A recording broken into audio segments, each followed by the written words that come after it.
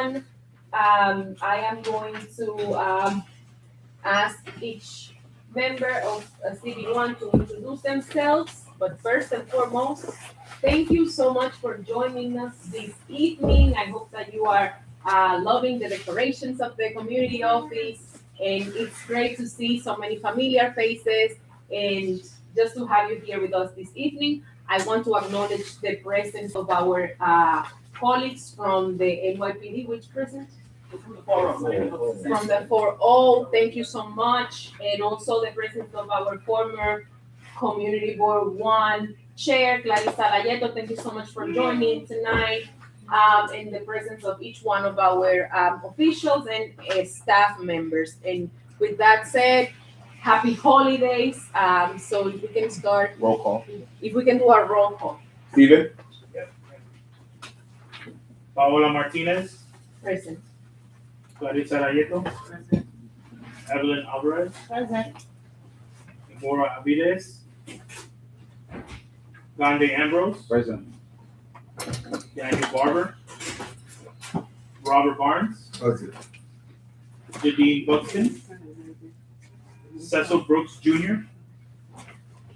Stephanie Calzado, Carolyn Chamorro, Reyes Claudio, Christina Culver, Audrey De Jesus, Present. Jacqueline De Jesus, Naisha Diaby, Edwin Diaz, Present. Josephine Fernandez Byrne, Present. Brenda Goodwin, Here. Christine Licata, Present. Andres Madrigal, Present. Zerlini Namorin, Present. Orgelio Ortiz, Present. Emmanuel Pardilla, Marilyn Pena, Present. Freddie Perez Jr., Present. Amanda Perez, Present. Rosa Pinedo, Present. Joyce Fulfus, Present. Mohammed Sheikh, Patricia Simpson, Cesar Yaco. Present. Chair, we have quorum. Thank you so much. The learning Amanda, we have seats up here. You want to say? Our first chair. The learning? Will keep us on the agenda. Okay? Next item is approval of the agenda. Can I have a motion to approve the agenda, please? I want to ask you to approve the agenda with a modification. There's just I would like them to change, the minutes, there's no pages there.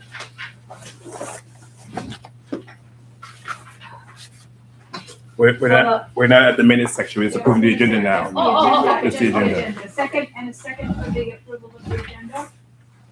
Somebody second, please. I said that, you go second. All right, all in favor? Aye. Does anyone need a folder for tonight with the agenda and other items? Everybody has one? Okay, now you can, now Audrey, approval of the November 2025 full board minutes and December 2025 committee minutes. So on the November 20th minutes, they just put the 911 under the, licensing committee. That just has to be changed, modified. What? 911/311. Under what committee? And the minutes. License Next permit. page. No. The third page on November 20th. In the first paragraph, you see the district manager. This one.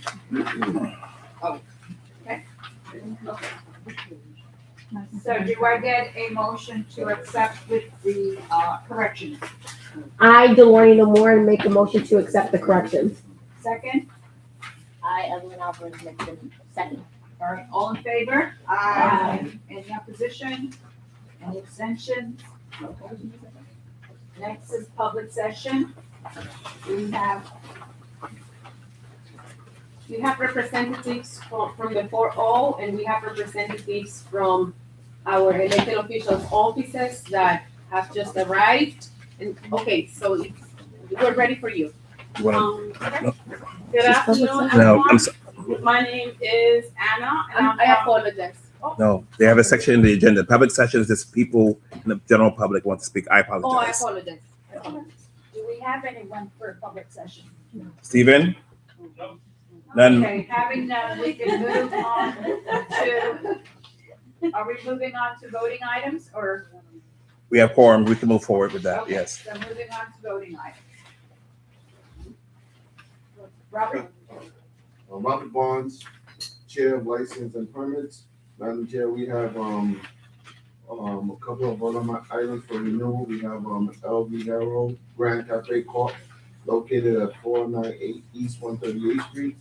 Renewal application license 1272785. Great performances artists as waitresses, 2417 Third Avenue, Bronx, New York, 10451. Renewal application license 1334525. The Clock Cafe LLC, DBA as Charlie's Bar and Kitchen, 112 Lincoln Avenue, Bronx, New York, 10454. Renewal application license 1259881. El Barrio Restaurant and Lounge Corp., 414 East 138th Street, Bronx, New York, 10454. Renewal application license 1304791. Madam Chair, the committee has voted to approve this license, to approve the renewals, and we bring it to the full board for approval. The first three. For the first four. For the first 1, 2, 3. First four, no? Three. Madam Barbie? The first four, the ones First that are. four. Okay, can we proceed to First three. It's three. First. It's four. Yeah. No. 3 for approval. 1 was tabled. The matter was Oh, tabled. yeah. Ms. Barbie? A better restaurant and lounge was tabled. Can we proceed to take the vote? Stephen, Someone didn't make the motion. you have to make a motion. Someone, You have to make make a a motion. motion to approve the first three for renewal of license. I, Audrey De Jesus, make a motion to approve the first three renewals. I'm already paying a second one. All in favor? Aye. Any discussion, I'm sorry, any discussion on it? Anybody have anything to say about these establishments? Okay, so all in favor? Aye. Against? Any abstentions? No, okay. Now, what is the situation with the La Morada RFT grant? Is that something we need to discuss now? I'll make a report and then we'll move on after. So is Melrose Environmental's first, Madam Chair. Pardon me? Melrose Environmental Awareness Committee letter is up first. Oh, I'm sorry. Melrose Environmental Awareness Committee letter to DEC Commissioner. All right, Yeah. Robert? 1, 2. Is It's- yours? Oh, it's Yes. Ambrose. Ambrose. Okay, that's Ambrose. Melrose.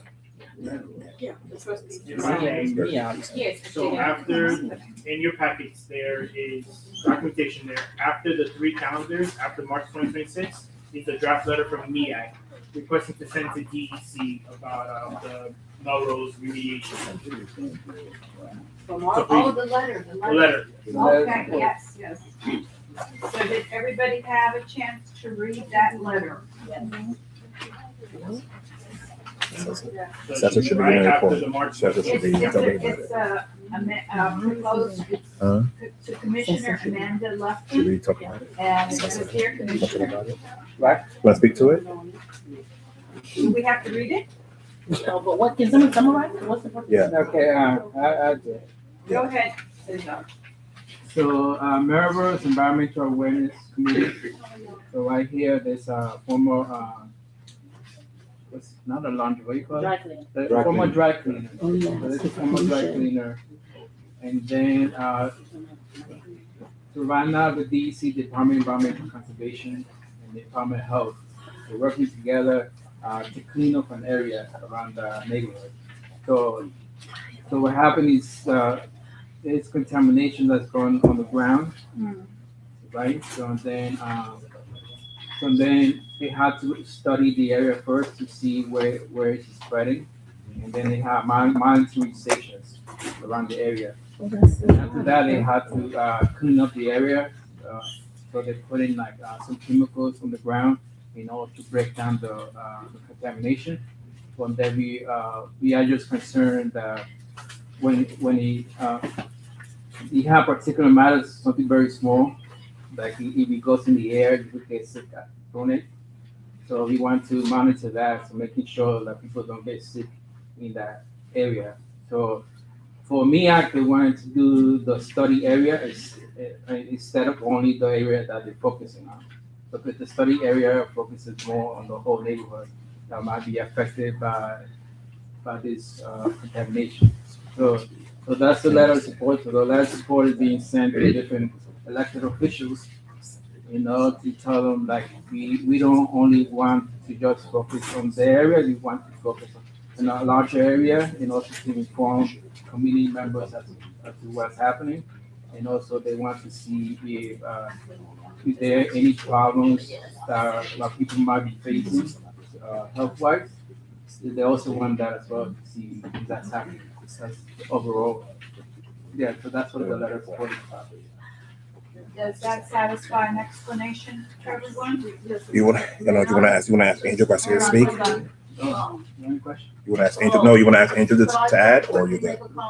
Well, Angel's just driving. Are you done, Cesar? He was saying. Would you like Angel to add to it, or no? You're good. Okay. Angel, you fine with what I said, Angel, or you want to add to it? Yeah, no, that sounds fine. Thank you. Hi, everybody. Sorry for coming in late. Do you want to introduce yourself? Sorry, yes, thank you. Angel Garcia, I'm a member of MEAC, Melrose Environmental Awareness Committee. And we're the group that's been pushing on this issue for about 3.5, pretty soon when we get to 2026, it'll be 4 years. And all we're really looking for is for the people who live, work, worship, study, and volunteer in that 8-block area to be fully informed about what the potential health impact is of these chemicals that DEC has now assumed responsibility for cleaning up. And they have been resisting us over the years, but we have kept pushing, and we've now gotten them to put a sign up on the fence where the problem started, and we've gotten them to make the presentation, thankfully, before your committee in November. And we now want them to make sure that everybody who is in that area and potentially affected, whoever's been walking by that 8-block area for the last 50 years, potentially affected. We want to make sure that people who have a right to the information by law get that information. And that's what the letter's about. Thank you so much. Thank you. Hold on. And you guys have supported us before, and a couple of years ago, you sent a support letter in favor of our efforts, and so we appreciate that as well. And I'll be happy to answer questions afterward as well. When we ask for a motion and someone seconds it, then we'll ask for if there is any discussion on the motion. That's your time. Okay, so this is the letter that we propose. Can I have a motion to accept the letter that will be going to the commissioner and the elected officials? Anybody? RG? I was just introducing Angel. Okay, all right. Delaney, make a motion to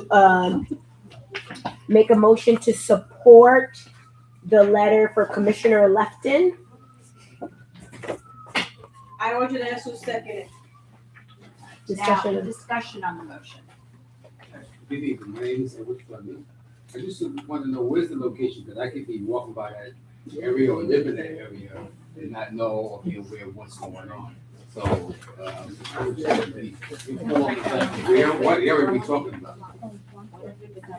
It says it on the I letter. don't have a picture, so I Sure. don't know. Oh, okay. No, it's in your packet. It's in your packet. But specifically, the site is from 157th Street down to 153rd Street on both sides of Melrose, those 8 blocks.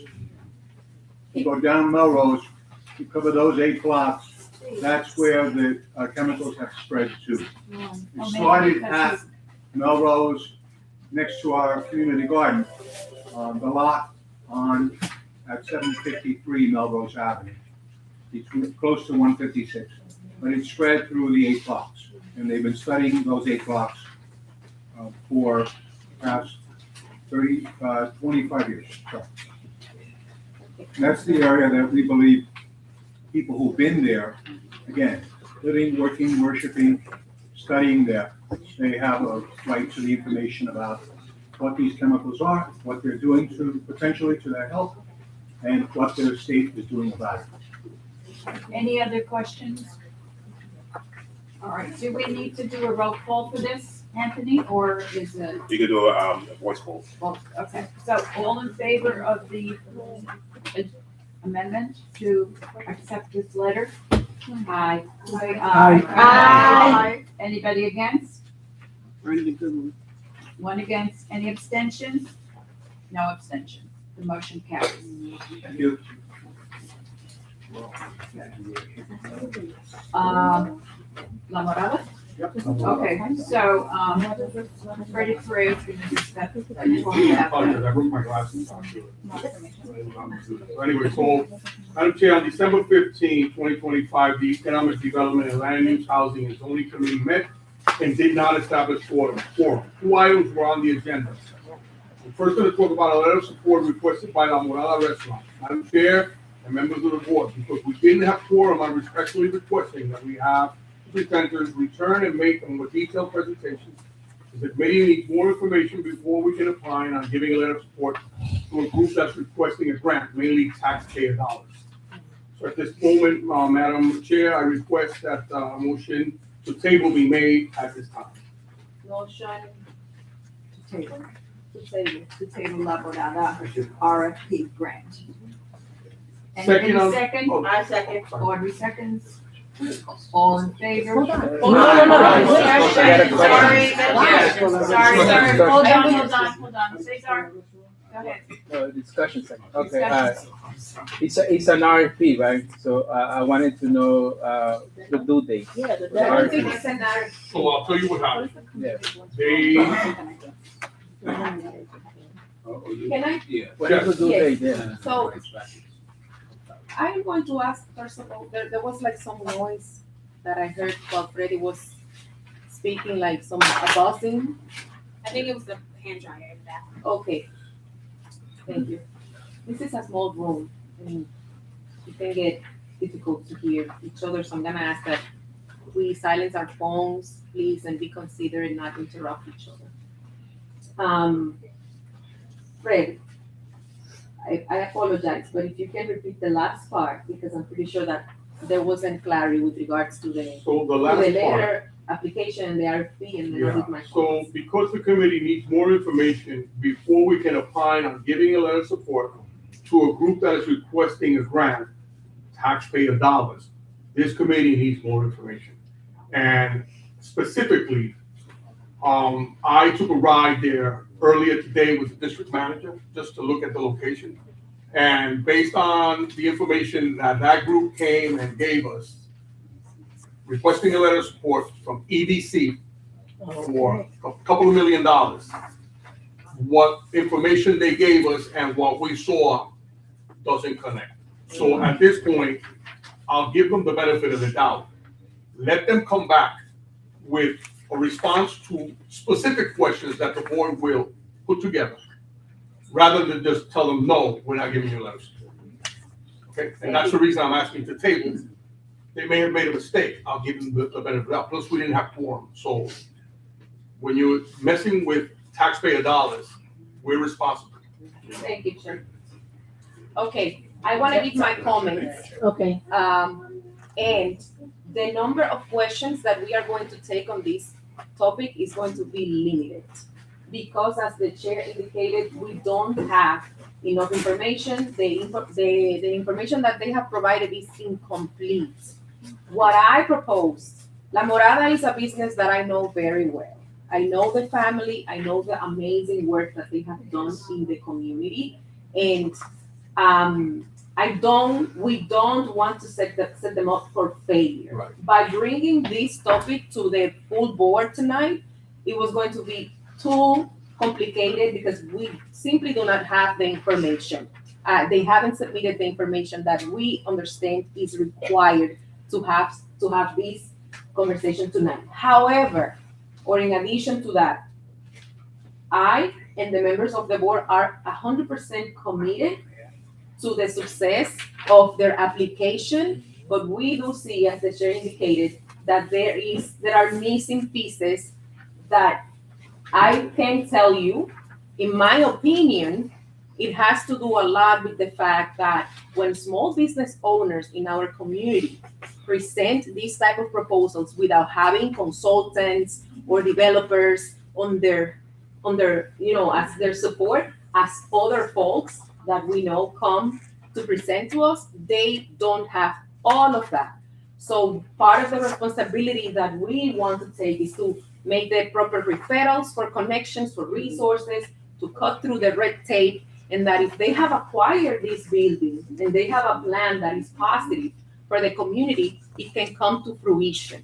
So I'm gonna ask to pause on this because we simply do not have the conversation. And what I see is that they're not receiving the proper guidance. But again, it is not my business, and I also have limited information. I guarantee you that if there's anything that we can do as Community Board 1, with working with the elected officials, working with EDC to help them succeed, we are going to do that. Part of my job is help organizations. I work for Catholic Charities, full disclaimer. So I know I am learning a lot about navigating the process with EDC. It takes time. When you put forward an application to get money from EDC, by the time it is approved and by the time you get a contract signed, 5 to 7 years can go by. That's not even money that you can count on that's gonna be in your bank account the next day. So a community board providing a letter of support is one step, but there's more that you have to do, right? Connecting them with the resources that are available, advocating on their behalf, and we are committed to doing that. I would be happy to report that whatever their plan is successful because I know the business. They have provided food to immigrants, to everybody in the community. My son did an internship there. Like my son, he wants to be a chef now. In 2 years, he'll tell me something different. But he went there and he learned a lot. So I know them and they're good people. And that's the type of businesses that we want to see flourish in our community. We know that other folks do not have an incentive for small business owners to buy a building. People don't want that to happen. A lot of people don't want that to happen. They rather sell it to a developer. And we know developers that are run around the block who have purchased buildings and now they're selling condos for how many $1 million? An absurd amount. 1 bedroom, $800,000. Exactly. So we want to see La Morada succeed. This is just not the right time for them to come and present to the full board, but we will follow. Madam Chair, I also want to express that we're not talking about La Morada restaurant. They're operating right now, so they're not closed. They're talking about a new project that they're trying to establish, and they just don't have the correct information. So it's not that we're not helping La Morada. They're still in operation. Correct, and that is something that I was clarified on today. And again, I don't have all of the details, so I don't want to say more than if I don't know. We'll follow up with everybody. Taking on limited questions because. Only 2 questions. I don't have a question, I have a comment as a member of this board. I want to commend you, Mr. Perez, and this is something that as chairs, doing site visits is very important. And this is something we need to continue to do. There's a lot going on in our community. When new Rikers was coming up, we stayed out there with dynamite, flash, and all. Thank you for doing that site visit.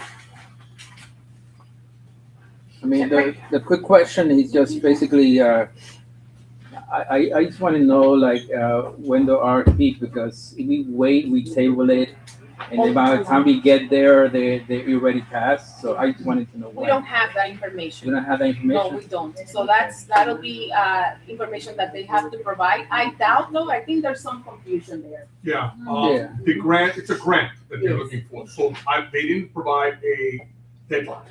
And so days will still be open to that. It's EDC money. Exactly. Well, So let me tell you something. sorry, it's an RFP.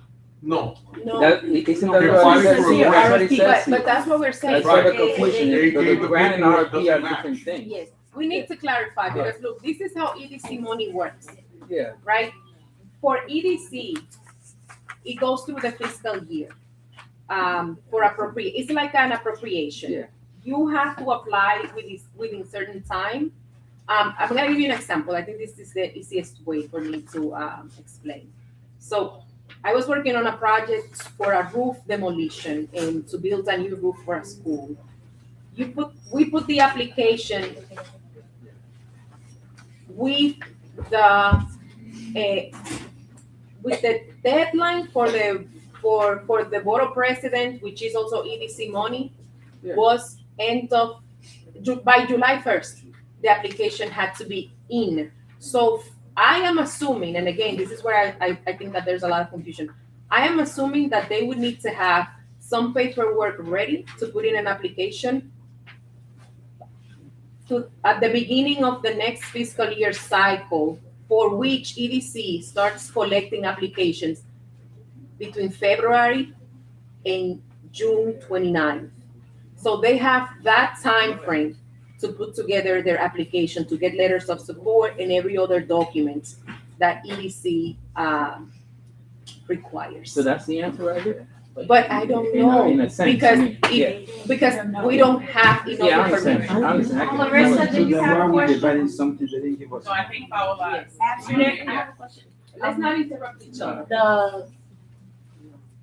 What I'm hearing you say is that the purpose of the grant that they're asking the letter for is not based on their current business. Correct. So then, what I'm also hearing is that you are utilizing your current site visit to assess whether they should receive a letter for this grant. Correct. So how No, is, correct, and I'll let her. no, how she's is right. how is that assessment indicating whether or not they should receive a letter of support if the actual site visit is not in line with the business I'll of what tell they're you why. asking a question? And I will answer that question, because when they made their presentation, according to their presentation, they already started working the construction, they're almost finished. And when you go over there, there's not even a sign that says work permit, and there's nobody working, the place is closed. Okay, so the misrepresentation. And there's more, and I don't wanna go into it, I wanna give them the opportunity, because like the chair said, we wanna help them, but you can't come here with false information and expect to get a letter. So I'm trying to restrain myself at this moment and let's help them. And we are going to assume that, again, a lot of people in our community do not, because they lack the proper support for these type of applications that can be very complicated, they need more help. Right. Okay? So we don't Trying to wanna help kill them. it. Yeah, when did they contact us? What? They came to the last economic. They were here in the last second, no, two months. 2 months They ago? came the first, okay, but when December, they came, November and October. In October, when they came, they made a presentation. When they made their presentation, it lacked a lot of stuff that we said, you need to come back with A, B, and C. When they came back last month, right? Was it November? November, they came back with the same presentation, and I cut them off. I said, no. We already heard this. What happened to A, B, and C? Oh, we'll get it to you. And that was yesterday, and all they sent was a letter from an architect. There's a whole lot of other stuff involved here that I really don't want to hurt them. Okay, but look, Yeah, so I want to table this, so Yes, give them the opportunity. the decision is to table it again.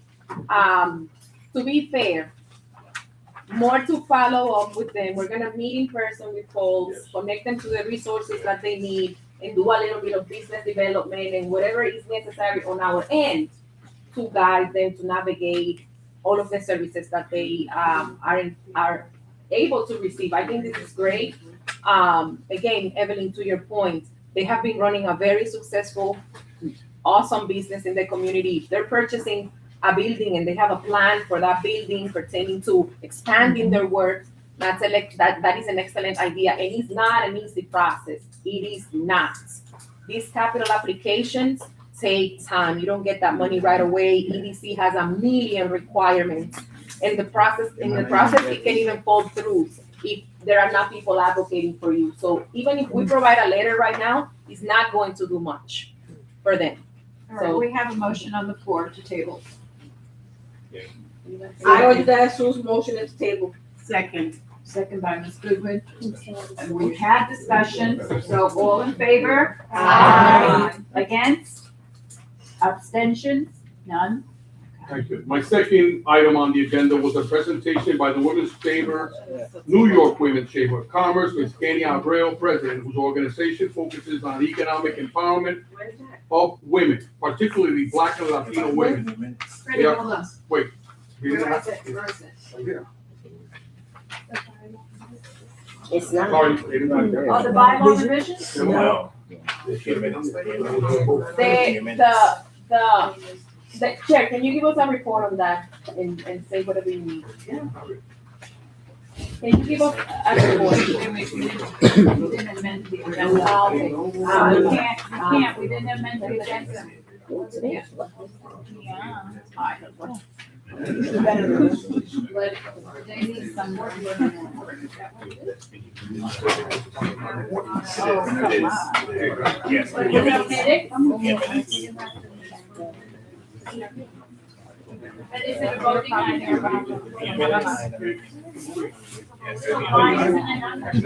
Why?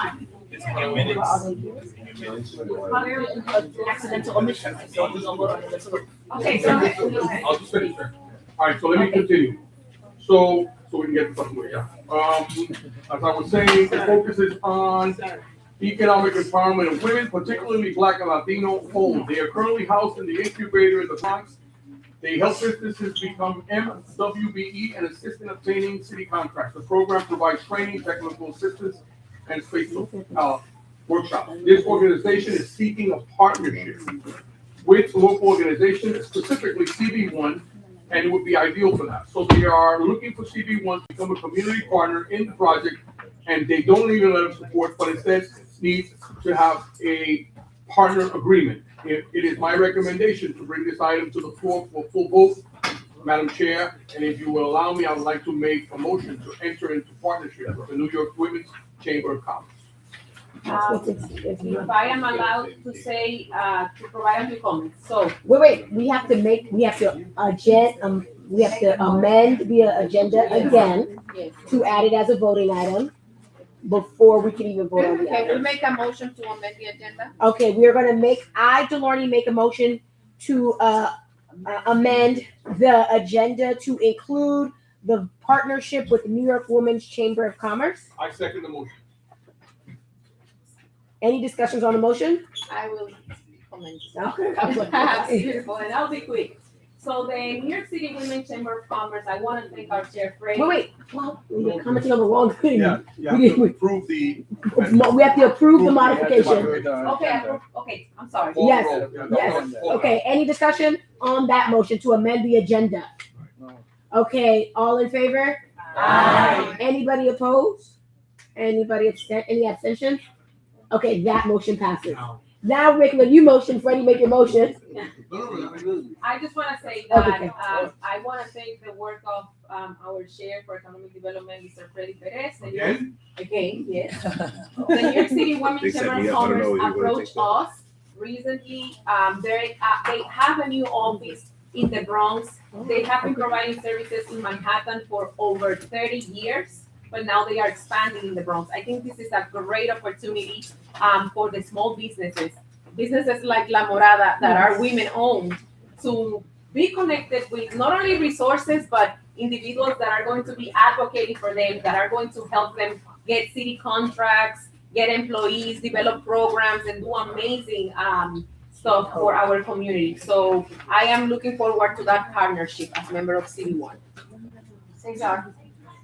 Just quickly, I just wanted to know, like, you already discussed as to, usually when this happens, a partnership might be a letter stating how the partnership will help each other instead of just being everywhere. So do you have that discussion as to what the CB and what they will do together, things like that, so it's more organized?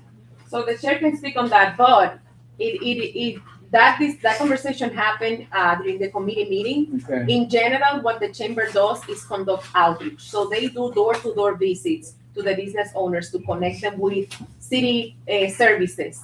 And in particular, they're looking to partner with City One to do outreach within NYCHA buildings to connect entrepreneurs with resources if they want to start their own businesses within like entrepreneurship at home, or if they want to open up a business, things of that nature.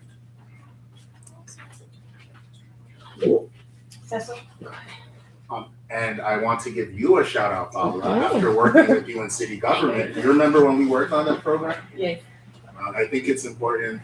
Now we have a lot of government, parts of government that are finally reaching the Bronx in this district. So it's great to keep it going and to make it as accessible as possible. But I want to shout That's you out true, too. yeah, so thank you for pointing it out. Any other? Yes, now that our chair is back, I think I'm with, before we vote on the partnership, which obviously we want, can you just explain a little bit more about the night? Like, what particularly are they doing in CB1? Like, are they gonna be here once a week? Are we supposed to send referrals to them? Are we connecting them with NYCHA TAs? No, they are more, what was discussed was they're looking for partnerships in the community, because they receive a grant from, DYCD, right? Okay. It's not a lot of money, but what they do is, let's say you have a beauty salon, and most people have problems doing their books. They have problems, negotiating a lease. So what they do is you can come to them, and they have workshops, and they have one-on-one, Like consultations? right, consultations where they help you, go through all those tunnels that you gotta go to somewhere you don't find, and they navigate it to, and they help you free of charge. If you're not an MWBE, they do that for you, okay? So everything's free of charge. They're in the incubator. They're here from 9 to 5, Monday through Friday, and they're in the incubator. And all they're looking for, they're not looking for any money, they're not looking for that support, they're looking for, hey, CB1, if you have a business that's in the district that needs this type of services, send it to us. Okay. We're your partner and you're our partner. And I think that's what we're doing. And by the way, even though it says New York Women's thing, I got angry. I said, what about the guys? And they said, we take them too. Okay. Can always be about. Yeah, they help everyone. Yeah. Any more discussion? All right, so all in favor of the motion to join the partnership with the Women's Chamber of Commerce? Say aye. Aye. Anybody opposed? Any abstentions? Abstention. One abstention. All right. You say your name for the record? Cesar Job abstains. The motion carries. Public safety report? No, bylaw revision. What? Yeah, I know. The numbering is off. I know. Can we chat It's about? next, right after this. But it's the police first. Okay, I'm going to make an amendment again to the agenda. Let's take the law, the revision, wait on that, because that's gonna take a minute. Can I make a motion to revise the bylaw revision to place it after, what are we doing after? After what? After the public reports, and the legislative reports? Yes. Well, okay. Can anybody? I, Marilyn Payne, make a motion. I second. Second. Any discussion on this, please? No? Okay. All in favor? Aye. Anybody against? Abstention? Okay, so, what? That was like. Also, that we're gonna amend to add a presentation to the committee for, separate than the committee report from the Education, Youth, and Young Adult Committee.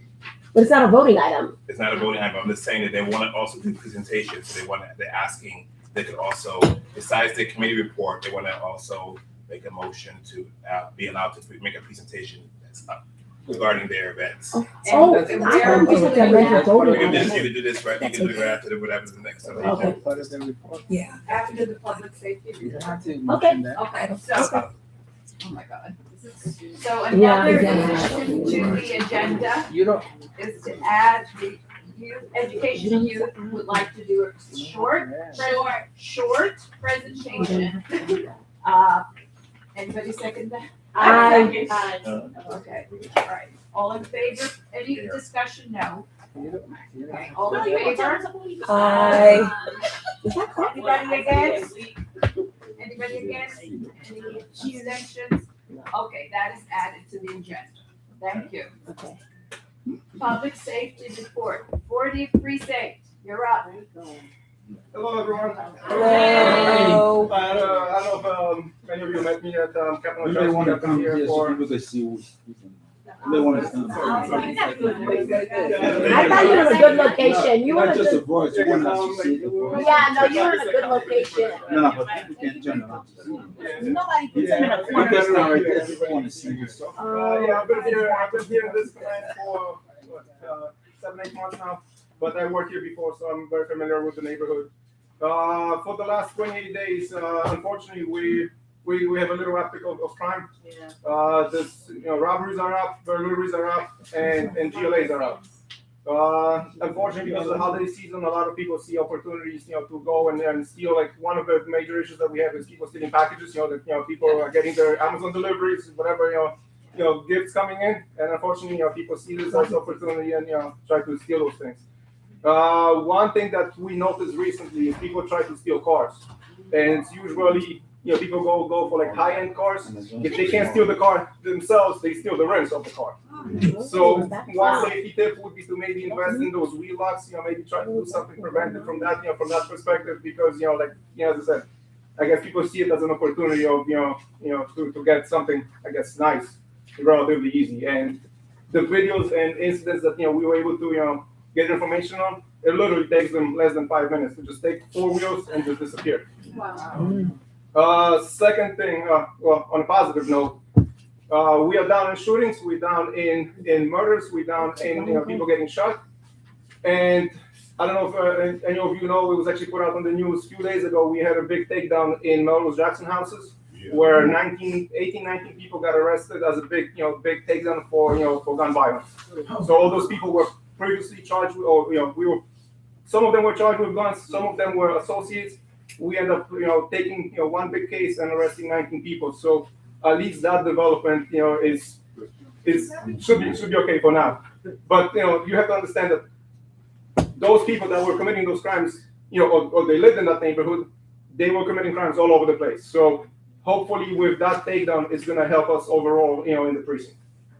Other than that, we up in car stops and DUI arrests. So if you guys are looking to drink and drive, I wouldn't recommend it, because we're actually looking out for that, lately. And the numbers show that we're actually increasing those patrols and those stops. Other than that, I want to wish everybody happy holidays, and my guys are here if you have any further questions. Hold on. Sir. Yes, sir. You can't go? Oh, we can't ask questions? Yeah, The chair will acknowledge that. Okay. I'm sorry, my first thing to show. Sorry, you done with your report? Yes. Okay, do we have any questions from the board members first for the captain? Have they been sitting east on the electrical bikes and everything? Do you have any stats on that? Say it again? Bikes being stolen? It's a mix of everything. Lately, they go after cars. The last, I would say 10, 15 days, it's mostly cars. Since the temperature is dropping, a lot of bikes are not being utilized as much, so they don't really go for bikes. Okay. If somebody leaves the bike running, because we have situations where people just literally, unload their groceries, and leave their car running. I understand it's cold, people are trying to keep their cars warm. Some people see it as an opportunity to just jump in and take off while you still have, with the bags in your hands. Same thing with motorcycles and scooters. Like if somebody, like an Uber delivery driver is making, or DoorDash is making a delivery, and somehow he leaves the scooter unattended for a second, that's an opportunity for somebody to just, take it and go. Thank you. But, because of the weather and because of, it just being cold outside, we see a drop in that, and it's more people go for cars at the moment. Any other questions from board members? No, sir? Yes, I just wanted clarity on the gang takedown with the Yes. gun recovery. Was that Millbrook or Mitchell House? That was Melrose and Jackson. Melrose and Jackson, thank you so much. Yes. How much has NYPD embraced in using drones in fighting crimes, or from a precinct command? Since the beginning of the summer, we've been utilizing drones a lot. This precinct does not have a designated drone team. Like it's still like in a pilot program. It's still being implemented in certain locations. We do rely heavily on the helicopters that we have. They come out here and help us out. In certain situations. The drones, as I said, they're not part of the pilot program for this specific command. Like I came from a different command in the North Bronx where we were utilizing them quite often, but also you have to understand that they have a short distance and the battery, on those drones is not that great. So they will come out, do a quick investigation, and unfortunately, it's like, oh, we gotta go back because the battery's low. So like it's still like in a trial, basis, like we're still working it out. We have drone teams that go out, and the drones come out of vehicles. Like there's, we have special vehicles where the drones are set up on the roofs. But that's mostly for like major events and stuff like that. Unfortunately, for this area, we don't use the drones as much as you would want to, okay, or as much as we would want to. Thank you. I just want to remind everybody to please state their name before we ask a question, so everybody knows who's speaking. Thank you, sir. Okay. Once again, my guys are gonna be here for a few more minutes. If you guys have any further questions, maybe after the meeting or something like that, we can discuss. Do you it want to one-on-one. give the precinct phone number? I'm sorry? The precinct's phone number, just in case people. Yeah, I don't even know what the number is. You guys know what the number is? My name is Officer Sanchez. My cell phone number is gonna be 917-208-4657. 917-208-4657. Thank you, Officer Sanchez. Okay. Do we have Thank you once PSA again. 7 in the room? No. No? Okay. So, no report. Thank you. Thank you so much. How do we say, officer, like, Captain Lachowski. Thank you so much. Happy holidays. Thank you. Eric? Hello. Well, we have a paradox right here, because basic community code 1, close to 50% of the house is stopped in public housing. And housing police can create for one reason only when you study the history of it. And PSA 7, I live in public housing. And when they pull housing police out there, a whole lot of mess jumped off of there. And when you call them to come there, because the 40 people will tell you straight up front, they do not patrol inside the house buildings or do those verticals that they do walk up and down. And with PSA 7 to no respond to the neighborhood which they are assigned to do, show them contempt for it. They would not do that someplace else. And when you study the history, once again, of why house police was created in 1952, they need to be here. So our tax dollars pay for them to work for us. Thank you so much. Thank you, Mr. Francis. And again, I remind people, please to state your name before you start speaking, and we will have the district manager contact PSA 7. Yeah, if I can jump in for a second, I believe this was addressed at the last meeting. I think you mentioned that at the last meeting. We made notifications to PSA 7, and also our FTU now, they increased in patrols in housing, doing verticals, it's called, interior patrols now. So we do increase, we do have officers going out and doing those inspections, if you want to call them that way. If you have a specific building that you have an issue with, just let me know so I can, make arrangements and have somebody, go out there. No, not just me. What happened is when I tell you before you preaching Council people come up and start talking about people sleeping in staircases of various buildings and so forth. I know I heard it come from the folks, they do have to patrol into the building. PSA 7, they supposed to be there doing that. They don't show up. And then also the response time. When you do call for them, they don't bother showing up. Now I hear that from various people when I attend the Tenants Association meeting. So something's wrong somewhere. Somewhere along the line, communication has been dropped. And once again, why did the House of Police get created? Why don't you tell folks good people why House of Police got created? Well, that was way before my time. I know you're going to have to do that. Okay, I'm gonna break it down real quick. No. Sorry. Hold on, break it down. I'm here for it, break it down. Order, please. Can I have order, please? I'm sorry. I have a question for the officer?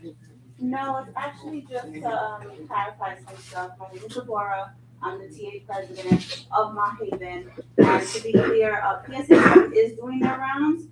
We were short some officers. They have put new officers. They did come out and clean up the area. They removed everything there. So it was just about us making sure that we had a new officer, a new captain in place. We have a new captain, things are getting done, and so we are in process. What Mr. Francis is talking about is that there used to be PSA 7 on ground, which that was taken away years ago, and we don't have answers, so we will have a conversation about seeing if that can happen, but that is out of like our power. That's more like speaking with the mayor's office and Women Police Plaza. So just to clarify. Thank you so much. Thank you. All right, the next item on the agenda is the elected officials' reports. Do we have anybody here from the mayor's office, Honorable Eric Adams? No. Public event. Borough President's office, Vanessa Gibson? No? So we might not have all of the elected officials, representatives here. So what I would suggest is that if you are representing an elected official this evening, one by one, just introduce yourself and let's do the reports. Point of clarification. Remember when we said there was no public speakers for public hearing? They stood up and they sat back down. And Steven was outside and see them. They didn't sign up. We were actually told it was pushed to the public safety report. Yeah. Okay. Okay. Yeah, perfect. So let's take you and then we'll Certainly. move to the. Hi. Good evening, everyone. Hold on. Okay. What was that all about? We did announce public session. Was there anybody here for public session? I do not remember anybody. We rose our hands. Yeah, they did. They did. And they were told, that they have to wait. Yes. They were told. It was gonna go out of public affairs. Okay. All right, so we are going into public session now. And please state your name. Certainly. Good evening, everyone. My name is Hector Garcia, and I'm here with Ana Lopez. And we are from Lantern House Clubhouse. We are a psychosocial clubhouse located in the Mott Haven area of the Bronx. We are on Southern Boulevard, 512 Southern Boulevard to be exact. Part of my voice, been a little cold. I'm not infectious, don't worry. We provide services, or we provide support for persons dealing with mental health conditions. We provide support to persons that are as young as 18 years old and as old as 65 and even older. We provide free meals, we provide support for their employment goals, their educational goals. We provide culinary skills. We provide a plethora of services, and our services are all free. We are funded by the Department of Health and Mental Hygiene. We have actual contacts with Catholic Charities. We have referrals from them. And we thank you for your time.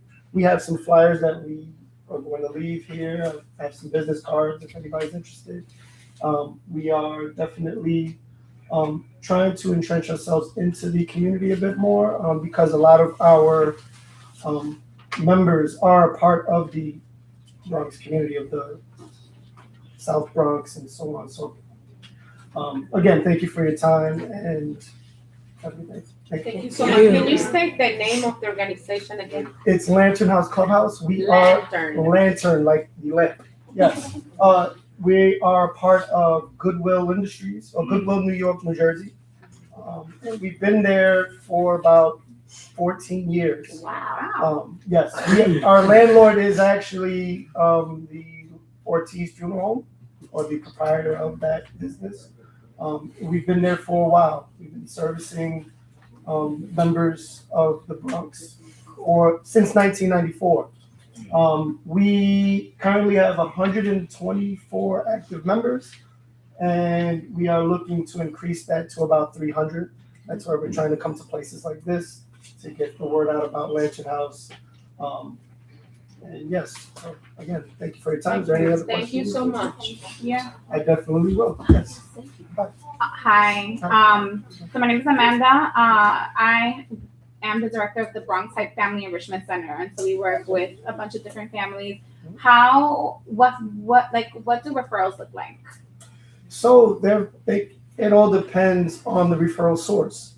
If they bring in their psychosocial and they fill out the application, it could be as simple as one day, or it depends on where the source is coming from. So if you provide us with all of the paperwork and they fill out the paperwork on that day, once they complete a tour, because their membership depends on whether they want to be a part of the clubhouse. Once they complete that process, again, it could be a matter of a day or it can be weeks. It all depends on the referral source. Can you connect them with, like, the clinician? Yes. Okay. We would at least want them to at least come in with a letter of attestation, meaning it's a letter that they can get from their primary doctor, just saying what their diagnosis is. And once they get in, we can kind of do the rest. Yes. I think it's a little bit unclear. What services does the clubhouse provide? I'm Legal Aid Society. I'm a criminal defense attorney, and so like, do they come in stable? Like, is it like housing? Like, tell me a little bit more what they do. What is a clubhouse? So a clubhouse is a place of empowerment, essentially.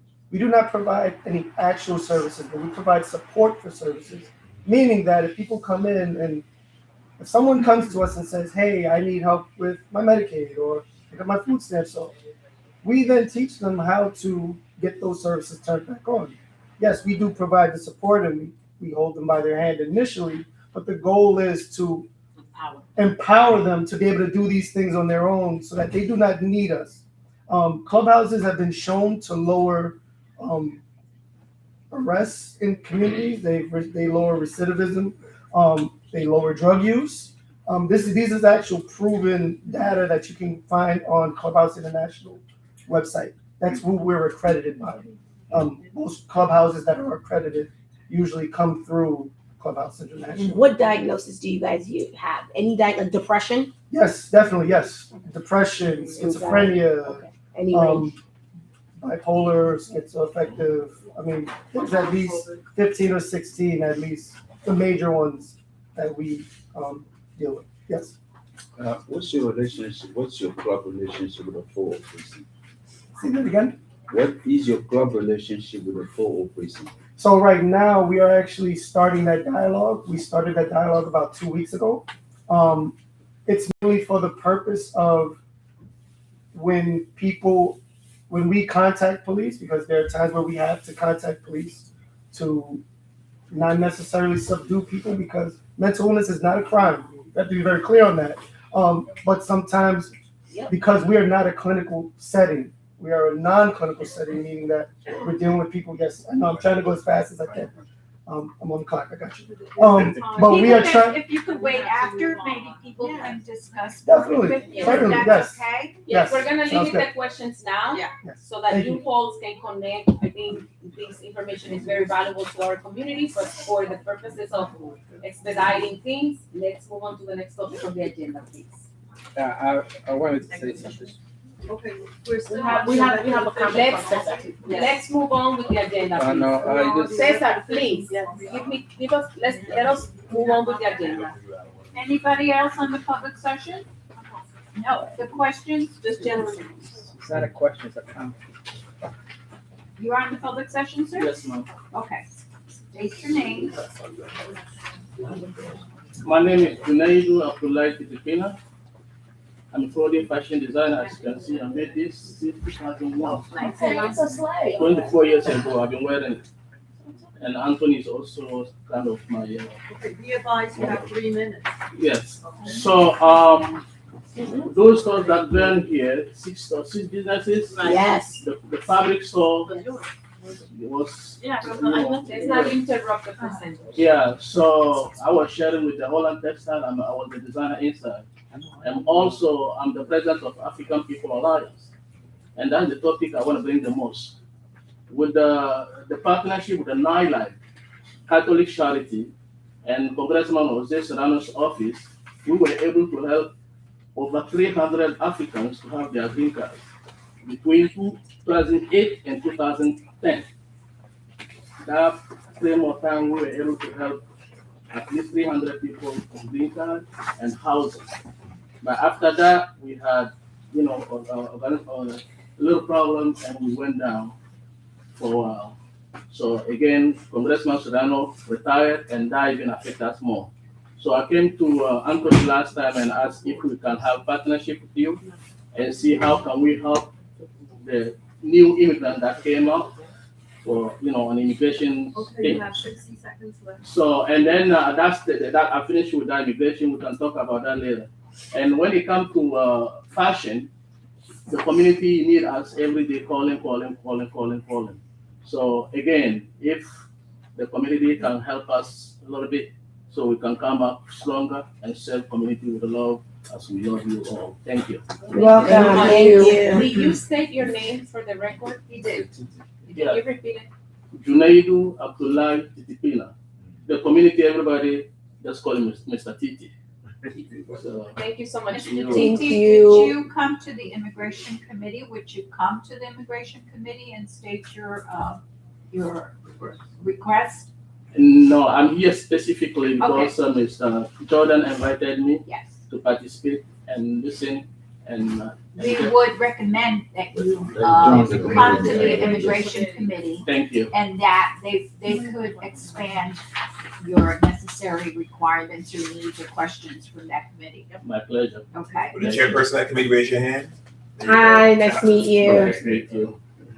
The meeting's Mr. on the Jordan will give 14th, you an the application. 14th January. Okay. Yeah. Mr. Jordan will give you an application. Yes, madam. Okay, all right. Do we have any questions for the gentleman? Socrates? No questions. Okay. Okay, perfect. Thank you so much, Mr. Titi, for all the amazing work that you're doing. Thank you very much. Is another? Socrates. Okay. Another one? Socrates Solano here, Associate Director of Governmental Affairs at Lincoln Hospital. Two quick things. Number one, we have this new open access in our first floor. It's kind of like an urgent care, but with some extras.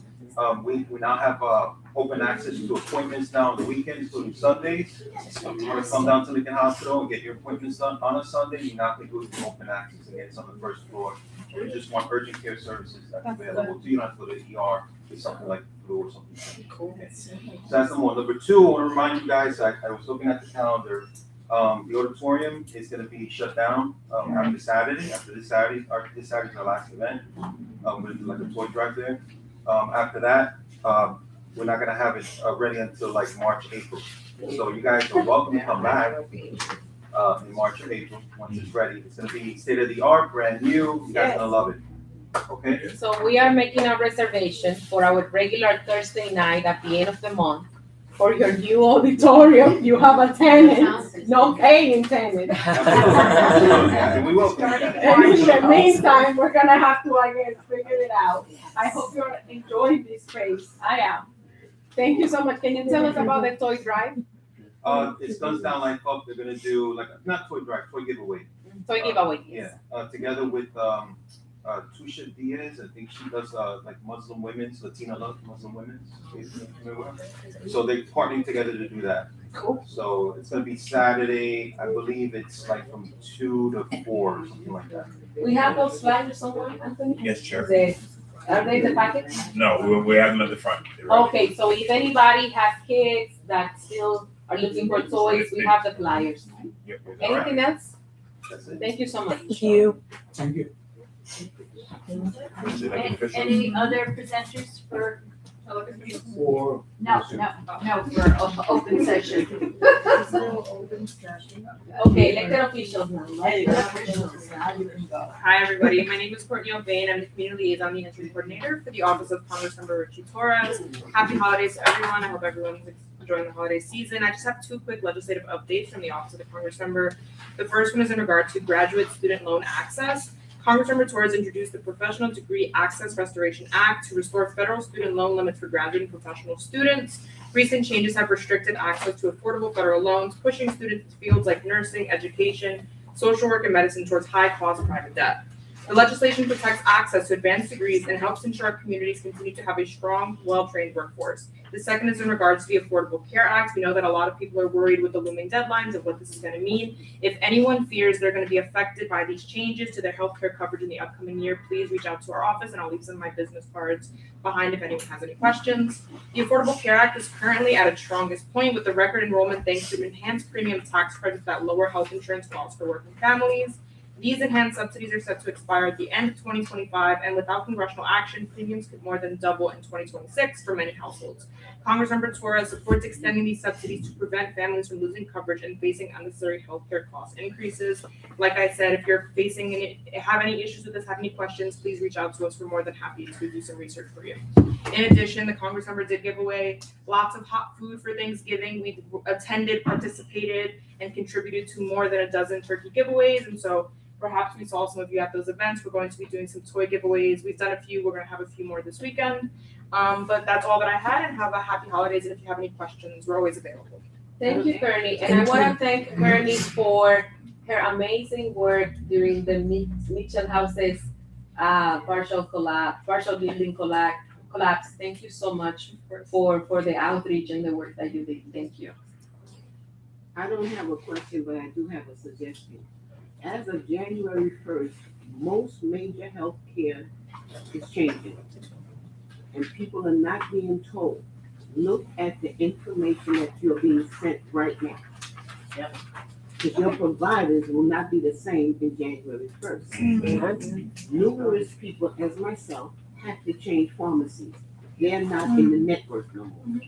Some of my medication has to change because they won't be in that network. I've been with this pharmacy 15 years. So what I'm saying is, if that would be a good idea, if you could tell people that, because normally we don't read that stuff. We just take the stuff and throw it away. But it's important this year because the Trump administration has cut back drastically. And I'm very concerned about the seniors. They need to be told. Of course, thank you for the suggestion, ma'am. We do go to a lot of senior centers, and so I don't know if it would be, I'll speak to the team about it. I don't know if it's most beneficial for us to go senior center to senior center, telling people about it, sending out our newsletter, because we do have a newsletter. If you're not signed up for it, please join to learn more updates about our office, where a lot of seniors are signed up, or perhaps the Congressmember does like a lot of videos and things of that nature. We'll figure out the best route, but that is a great Well, I'm the chairperson here for seniors, the aging committee. Okay, And I am also the vice president of Lincoln Hospital Community Advisory Board. And I welcome any groups and anybody who wants to come and give the information. Absolutely, ma'am. Thank you, I appreciate it. We can also blast out any information. We can work with the team as well. We can draft something up, a letter perhaps, and then I'll speak to the team about it and we can coordinate something. Yeah, the more information, the better for our community. So thank you, Ms. Goodwin, for that comment. Next. Any other elected official reps here? Oh, yeah.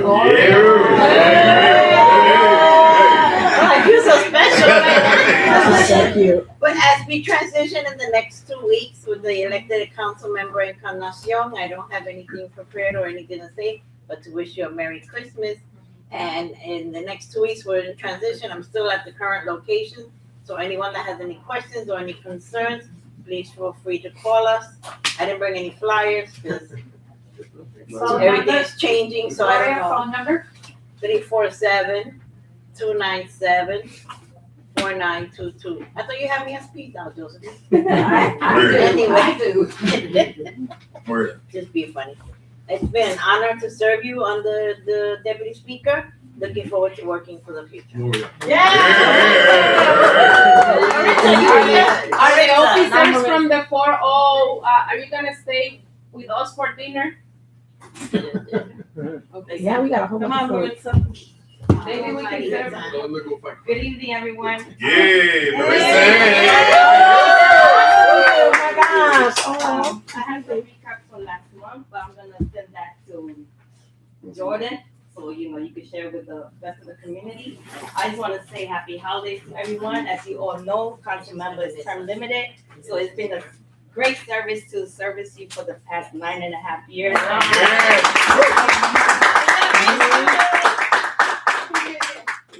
Homework for Catholic Charities, we have done. Good class here, man.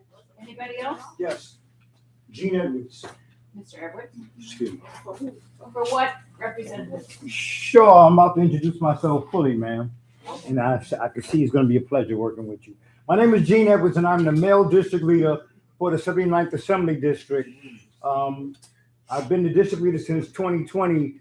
I was initially assigned to CV4, and then within the last 2 years, CV3, and now it's my honor to serve CV1. So again, to the executive board, please forgive me if I don't know the rules of the House, but I adapt and I adjust quickly, and Cecil can attest to that.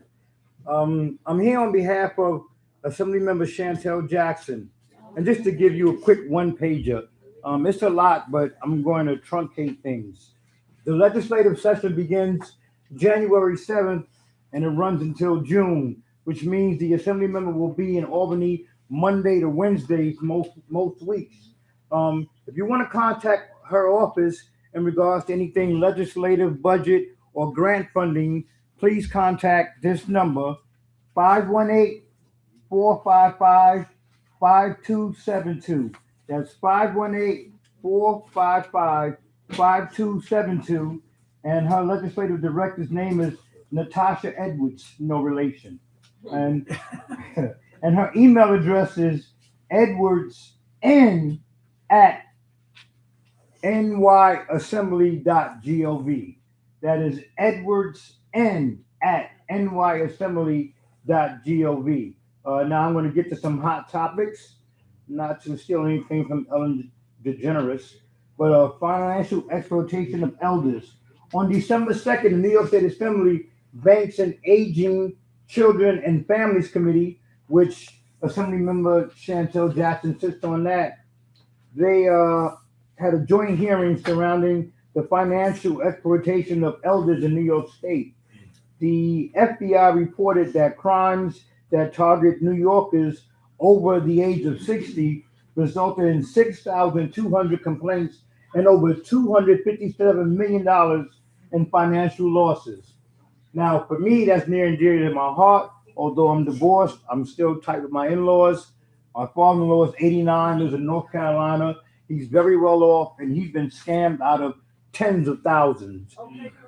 Okay, all right, quick. So I'm going to keep going. MTA fares increased $3, $1.50 for reduced fare. And, the Black Task Force on Raise the Age.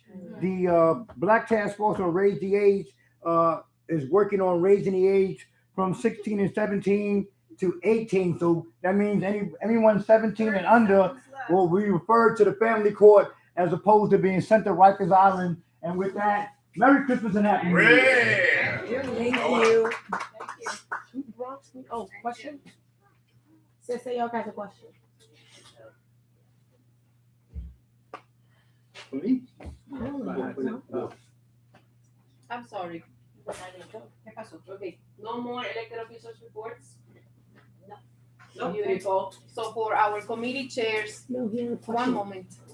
You have a question for the gentleman, Cesar? Yeah. Okay. Okay, I wanted to know, there's a legislation called the Packaging Reduction and Recycling Infrastructure Act that's going to be probably voted by the Assembly person, Chantel Jackson. Edwards, that question is So it's for you.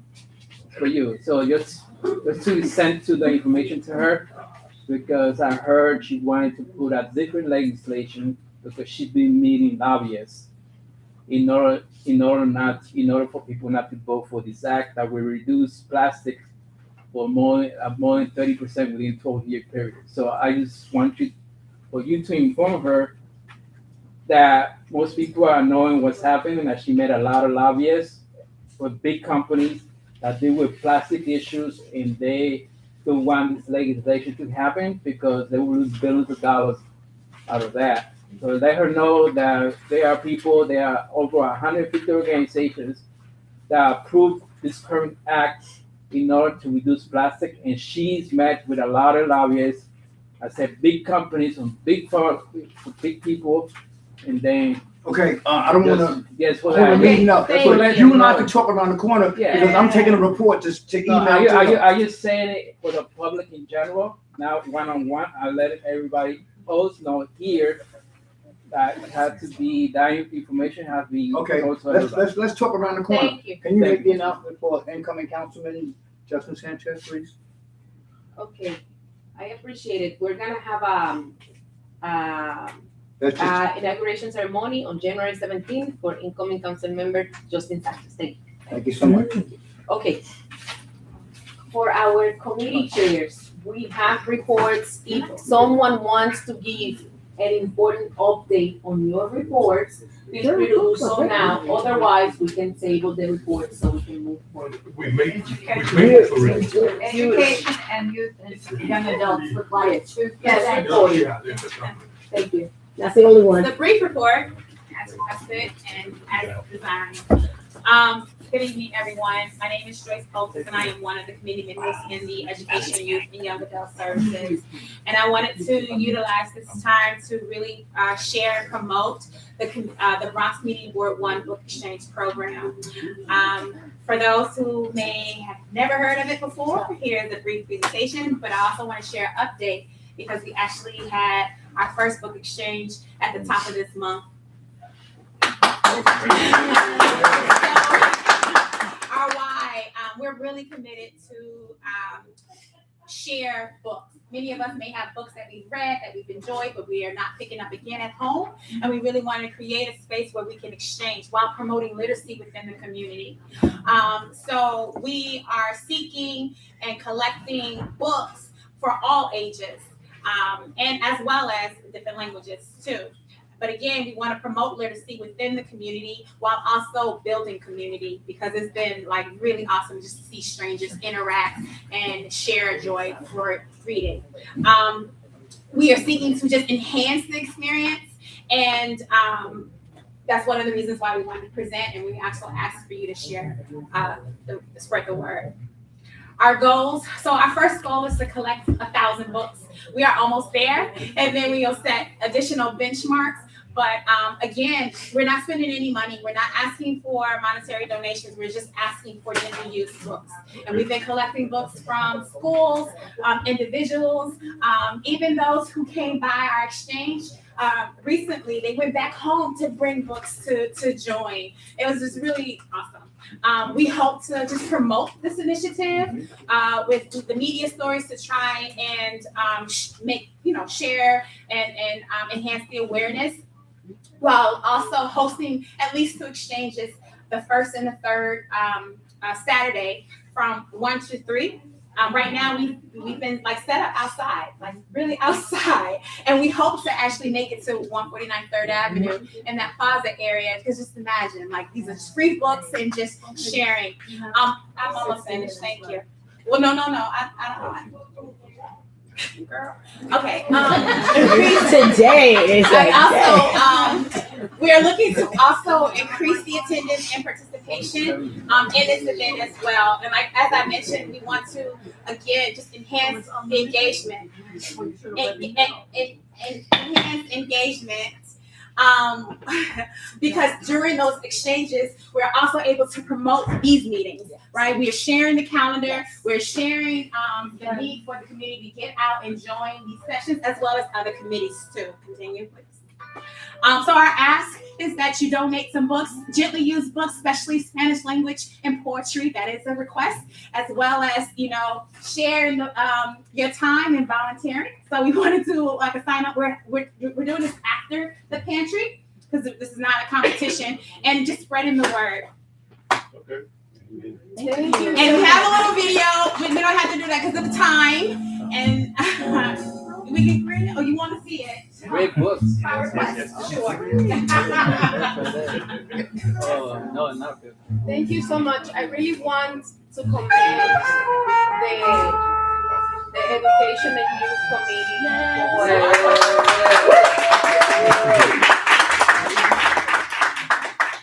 I really want to commend Who the members of the Education Committee? Stand up, stand up for the members of the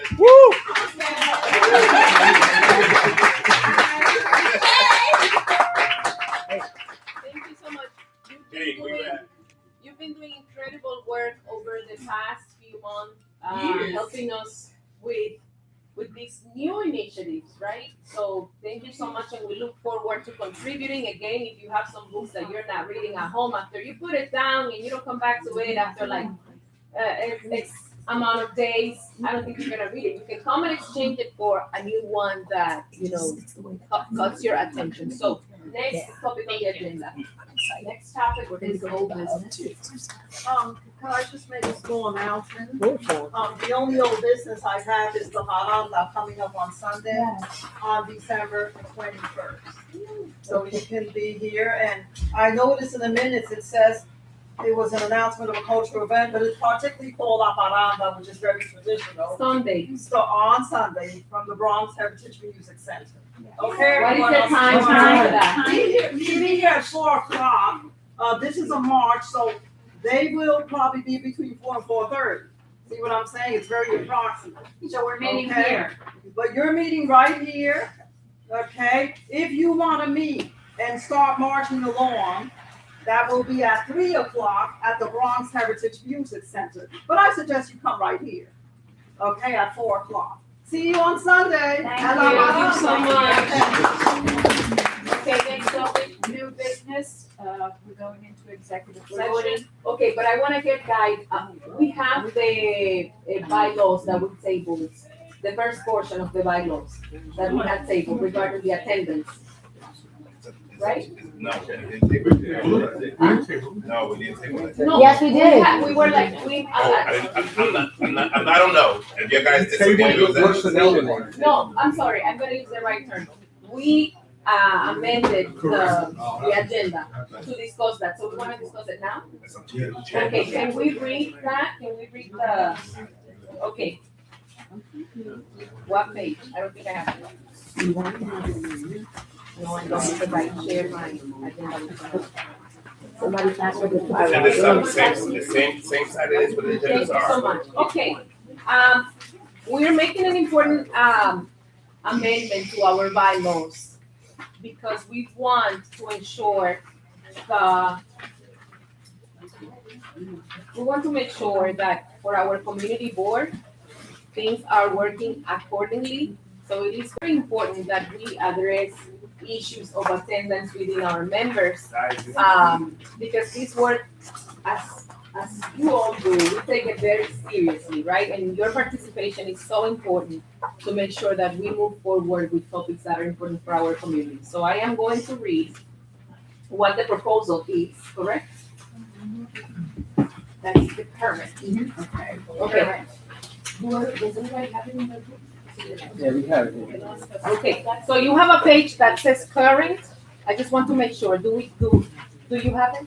Yes. Perfect. And then we have a page that says proposed revision. Yeah.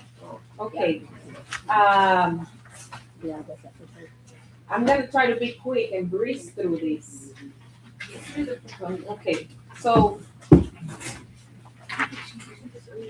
the first one on the current, it's going to explain to you how our bylaws deal with attendance from board members and in general appointed officials for the community board. And in summary, it indicates that upon 2 absences from either general board meetings or 2 committee meetings, a member will be referred to the Committee on Ethics, Discipline, and Conflict Resolution. And said committee may recommend a member be removed for cause by the Bronx Borough President or by a majority vote of a quorum of appointed members.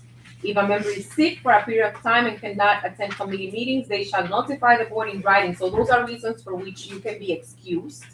Additional causes for a member to be removed include improper conduct protocol or privileges undertaken or employed by a member during meetings or in any official capacity on behalf of the board as defined by the borough president. Also, the Bronx Borough President or the board shall not remove a board member unless the member is notified in writing. What we are proposing now is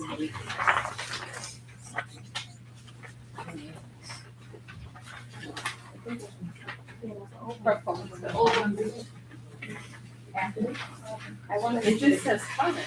Yeah. Everyone's on top, the proposals in the right behind it. What is the changed language again? You have it. Yeah, it's a proposed revision. No, right here. What letter? Yes. Oh, it's right behind. Yeah, because we changed 2 parts. Oh, I apologize, because I read the proposed revision first. So what I read was the proposed revision. When we are saying that upon 2 unexcused absences, or of either general board meetings or 2 committee meetings, a member will be referred to address these absences. And then the current one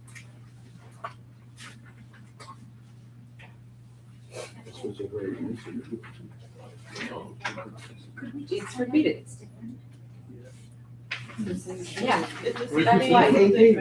No, it doesn't. This one, if it says you guys on proposed, upon 2 unexcused absences or 2 committee meetings, said committee may recommend to remove by borough president instead of being referred to a committee. You can just be removed by the Bronx BP or by the majority of the vote. You don't go to a committee.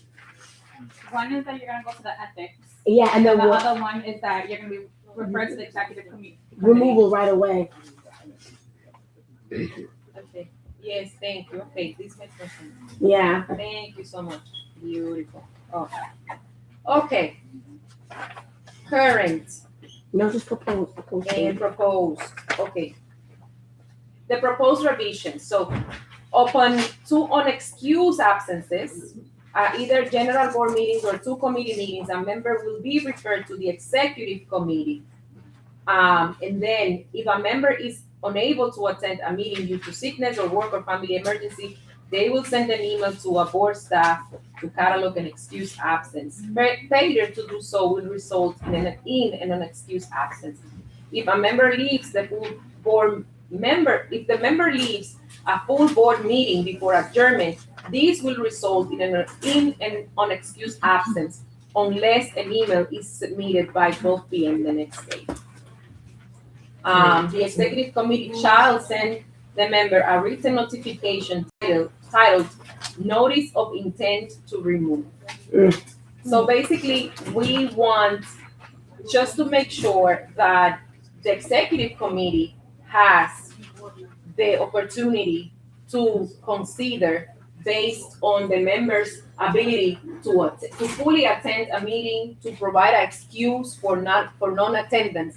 We want to make sure that we are reviewing those absences or behavior, for the lack of a better word, to ensure that these things are noticed. I think that it's important, and it's a show of appreciation for those that fully attend the full board meetings, that have excellent participation in the committees, as opposed to not having that accountability within our members, with our current members. And that's what we want to vote on tonight. So if someone can have a motion, please. Let's do it for both changes. You cut the committees, we have to. Oh, the committees. Thank you, Delaney. One last piece. The committees. It's been quite a recommendation after I joined the board as chair that we reduce the number of committees to also ensure that we have better participation. We had previously about 14 committees, and we are reducing those to exactly 8. So those are, the standing committees are the Economic Development, Land Use and Zoning, Education and Youth, Health, Human Services, merged with LGBTQI, Seniors and Aging Services, Municipal Services and Environmental Justice are merging as well. Public and Supported Housing, Policy, Legislation and Immigration are merging, licenses and permits. And the members here are in favor. We want to have that clarification and that amendment to our bylaws tonight so that in the new year we have other topics to discuss. You're gonna make discussion on the motion? Yeah. Okay. Make a motion. I know, that's why I'm asking what his hands is up for, because I'm gonna make the motion. Yeah. I, DeLorean Lamore, make a motion to approve the bylaw revision stated by our chair. I second. Any discussions on the motion? I just want clarification with the in Cesar? H. Cesar. Sorry, Cesar Jock, member, community board. Looking at H, section 4H, and then it says that's 4.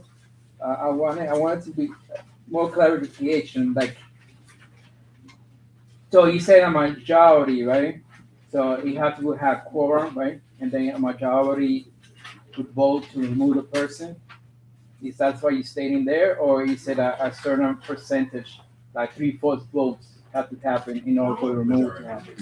Simple majority. So that means if there's like 11 people in quorum, and then there's now 35 people that does the whole thing, that could easily be removed.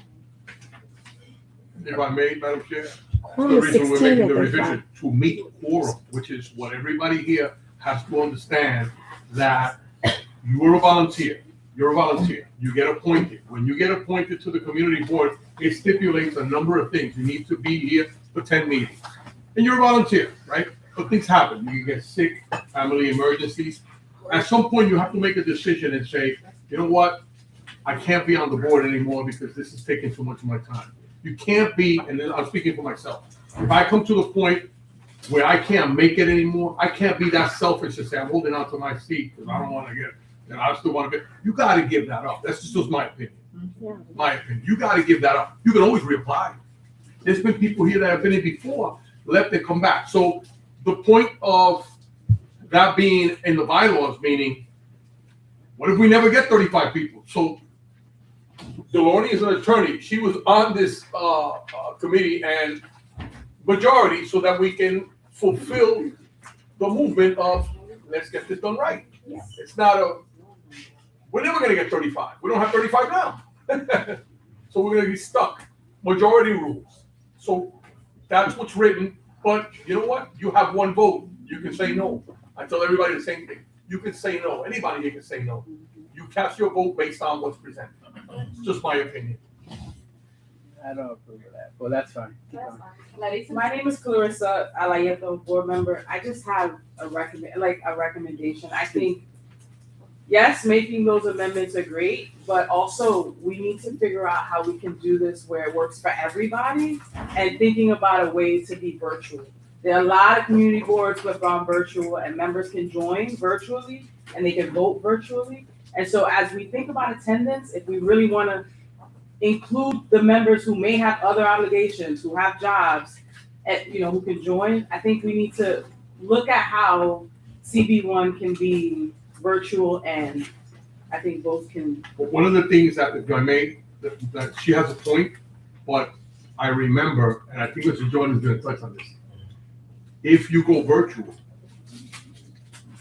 you have to disclose where you're at, and so people don't want it, and everybody sees you, and you have to disclose where you're at. And some people don't want the rest of the community to know where you live and where you're from. That's not But that's okay, but if you're okay with you, maybe. versus disclosing. Right, no, I know, but it may be join. okay with you, but it may not be okay. Well, that's the issue that's going on. The idea is great. No, the idea is great. Why can't they do it? Oh, yeah. Go ahead. Okay, Anthony.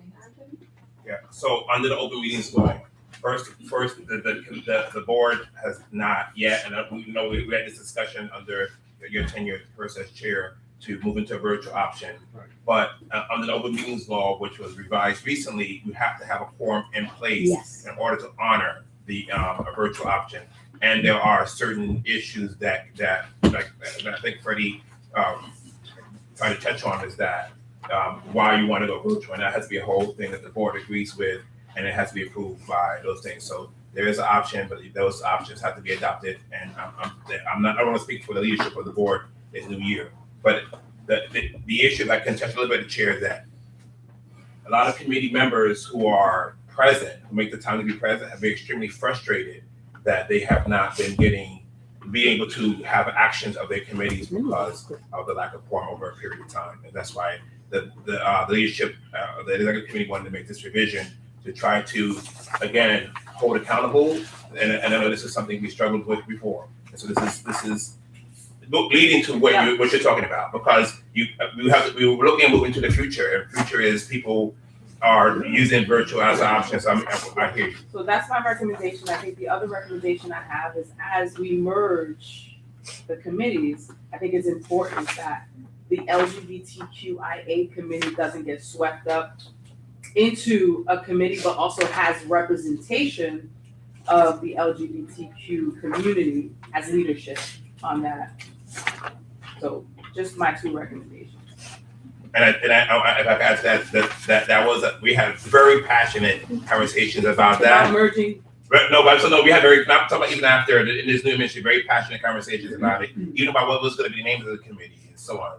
And that's definitely something that this leadership takes upfront and personal with all our committees, because LGBT, as you know, is touched in all the issues that we do when we created it. I hope I answered your question. No, I just have recommendations. Sure, okay. I just want to say this. We are here for the community. We are advocates for the community. We can do nothing for the community if we are not here. Okay? They cannot get the resources, the information, and the help they need if we are not here. When you sign up as a volunteer, you sign up to be on a board, you have a chairperson, and you have a district manager. But you are here to serve the community. If you have 3 committees in one night, to me, that's a good thing because more people can come out and do more with more committees. But you gotta be here. Your obligation is to this community, not yourselves. Please keep it in mind. That's why Ms. Gibson appointed you, Vanessa appointed you for the betterment of the community and the community only. Thank you, Ms. Goodwin. If I may, I will just say, do we have questions or comments? Questions or comments? Question or comments? Suggestion. Okay, I'm gonna take 2 more so that we can move on, okay? If you, introduce yourself. So my name is JD and I'm a community board member. I just wanted to say, like, I agree with the change in the bylaws because I think it sets a standard for professionalism. Everyone kind of already touched on the fact that, like, once you join the board, you become a representative of your community. So that's why it's important to be there, especially to support other members in whatever committees. But now also, I feel like one of the reasons that people struggle with attendance is because not everyone knows their place and things to do. So I feel like along with setting, like, your group committees together, I think it would be important to assign duties or tasks to see who wants to fulfill those roles. Like, I don't know who's in charge of, like, scouting out venues or, a treasurer, so to speak, to deal with funds or how we're going to raise money and stuff of those issues. Because it's like some people don't know what their place is and things are not necessarily going to be assigned. So if that's set in the committee to where it's like, okay, this is the talent that I have or this is what's important to me, I feel like participation would increase and people can know where they want to step up. Thank you so much. Are you a member of any particular committee? Working together. Undecided. Okay, thank you. I just had a comment in regards to the meeting time. And speaking to like the fact that everyone's schedule can be different. I wonder, is there any sort of conversations in which committees can discuss their meeting time so that they can have an increased opportunity for most of the members to join? Because we receive a calendar and say, okay, this is the time that we're meeting. No one asked if this was the best time for any of us. I can speak to some of the members in the education committee.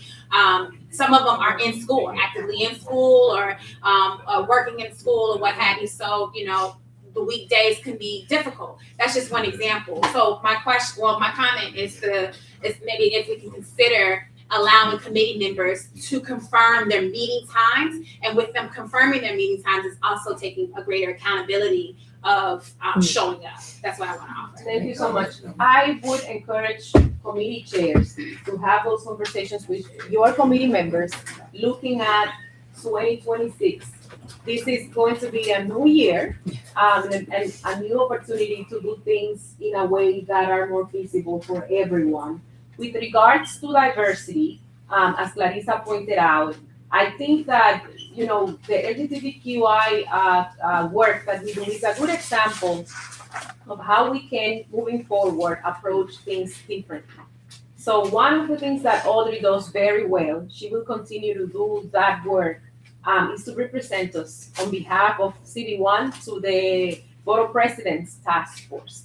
But we also want to strategically think in which other areas do we want to conduct more outreach and organize initiatives that potentially can serve the LGBTQI youth in our community. If having a committee might not be the only way to engage with folks, perhaps we have to bring them into our office and conduct listening sessions, or perhaps partnering with our new friends right from the clubhouse and do joint initiatives. But it takes more work, definitely, than what we are doing. It takes more strategy. So thank you, Clarissa, for that observation. With regards to Zoom meetings, If there are no objections as to what the open laws meeting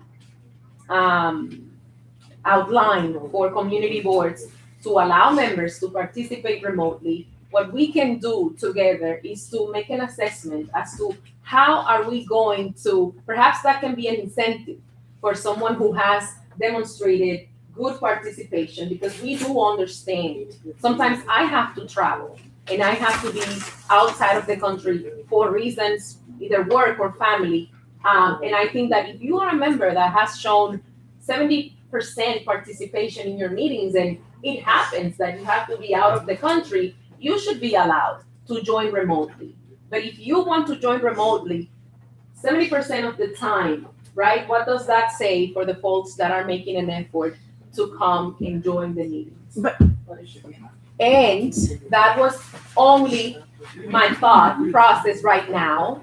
And I think it gives us an opportunity to have a more detailed and a strategic discussion. Okay, so not to take what I said as a recommendation, but perhaps as an idea out there. What else do we have on the agenda? The motion's on the floor, it hasn't been passed. Well, so if discussion is over, then are we gonna do roll call? To the chair. It's up to the chair. Chair? Roll call. Steven? Roll call. Can someone repeat the motion? The motion, I made a motion to approve the bylaw revisions as stated by. And Freddie Perez seconded the motion. Okay. Paula Martinez, how do you vote? Aye. Larissa Arrieta, how do you vote? I vote yes, but with the recommendations of exploring the virtual option and incorporating that into our meetings, in addition to ensuring that the LGBTQIA stands as a committee and has the leadership to represent. Evelyn Alvarez, how do you vote? She left. John De Ambrose, how do you vote? Yes. Robert Barnes, how do you vote? Yes. Janine Buxton, how do you vote? Yes. Cecil Brooks Jr., how do you vote? Yes, with Clarissa's recommendations.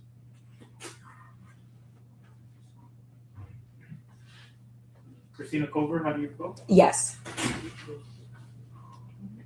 Audrey De Jesus, how do you vote? Yes, with Clarissa's recommendation. Jacqueline De Jesus, how do you vote? Yes.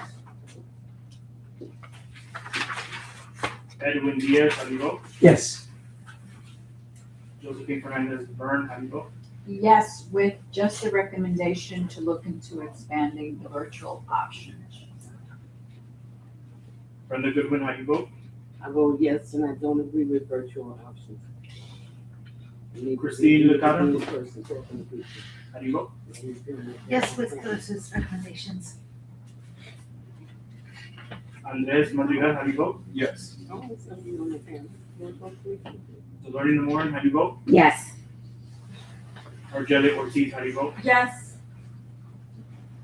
Marilyn Peña, how do you vote? Freddie Perez Jr., how do you vote? Yes.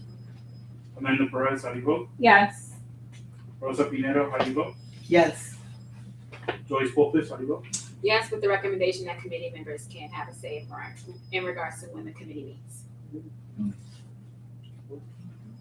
Cesar Yelk, how do you vote? No.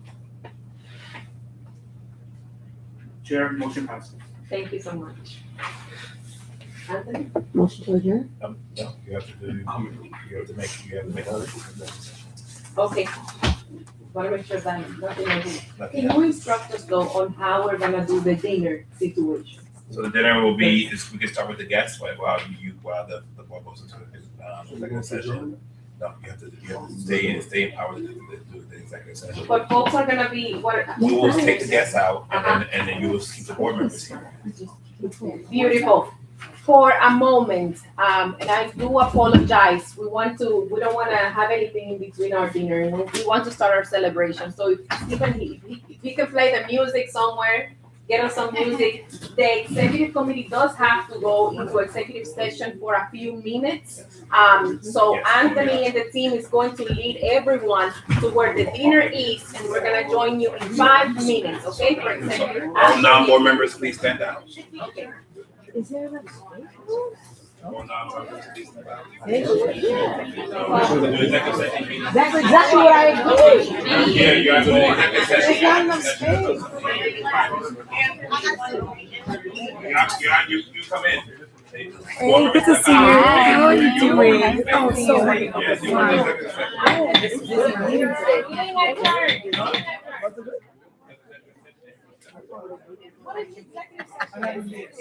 It's yes. Yes.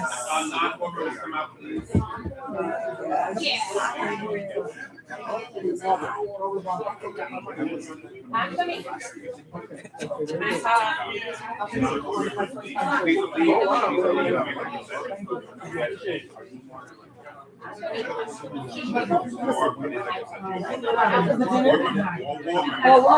Oh, and then we should have went. That would have, right, if it was a smaller group. Guys, if we do this, we can get out here in 25. I think the directions were confusing. I thought the executive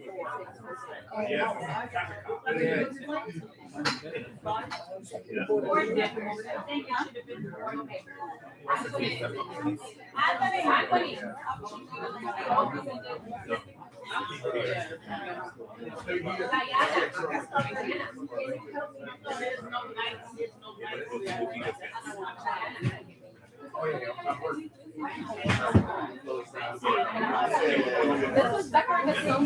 Yes, it looks nice. They did a good job.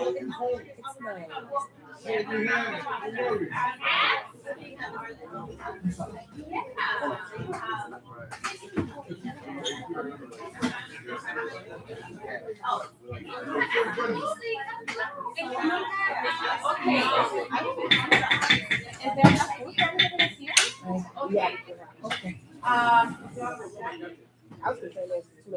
Thank you for your patience.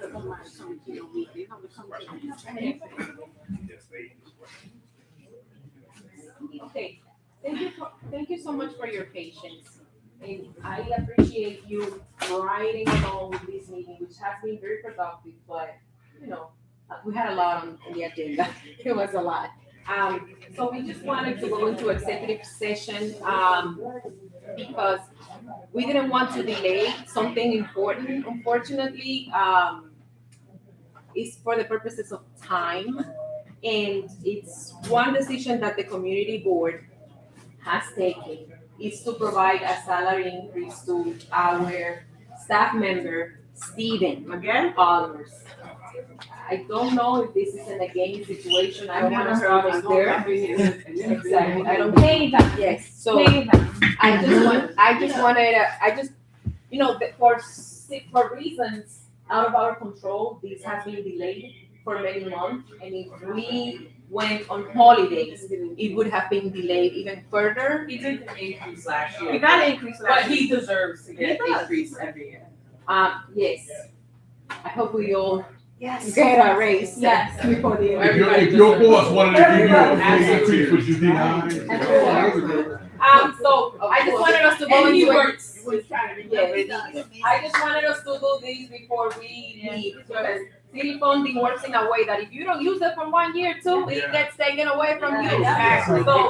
So if we can vote on this, if someone can make a motion. I make a motion. What's the Wait, increase? you're right. What's the Yes. increase? So I'm gonna repeat. That's a good question. No, that is- The whole budget. Yes, approved merit salary increase and COLA. So there's also a cost of living adjustment. And the merit increase from 68 to 80. So it represents $12,000 between COLA and the merit increase. Combined.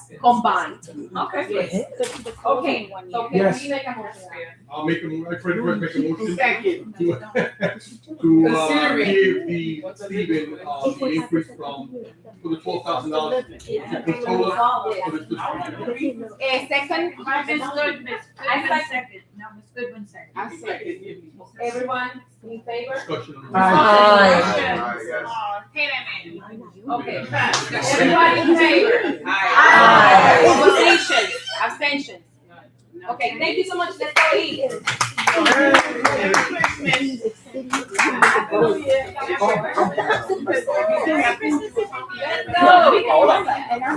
That's great. That's great. Stephen works very hard. Stephen works hard. 12 in 1 year. I'm a lawyer. I don't get $12,000 increases. I think that's good. No, sounds good to me. I mean, but it's a bit. Have you seen your step scale? I don't like to look at my step scale. I know. I mean,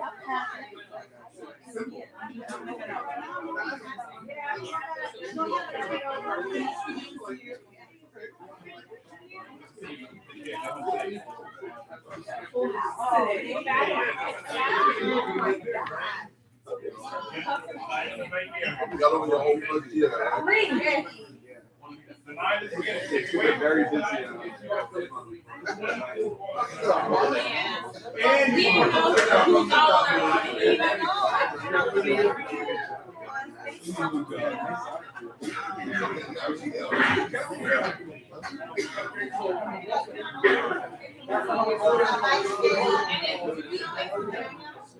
There's a chicken farm, there's a plaza.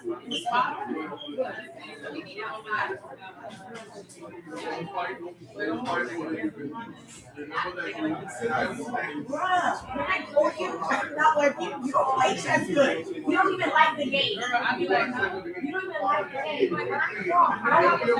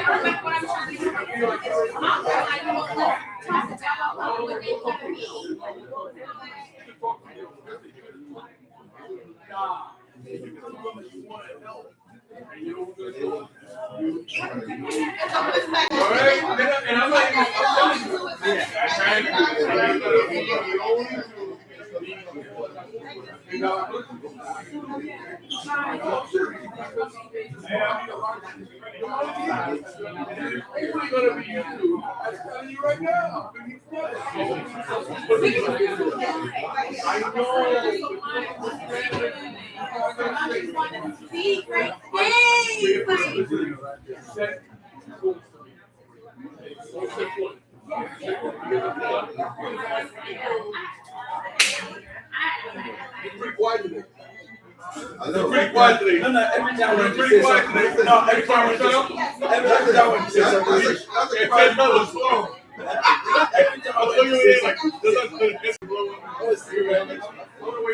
Every time when you say something, you don't.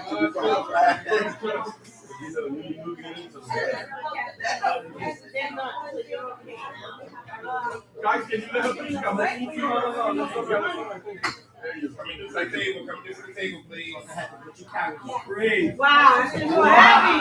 Wow, happy. What you carry away? Please can't save me, baby. You know, why you want to do that? You want to take faces? I'm just saying to me, you gotta stay here. You gotta go home. You gotta stay here. That's gonna be on hands.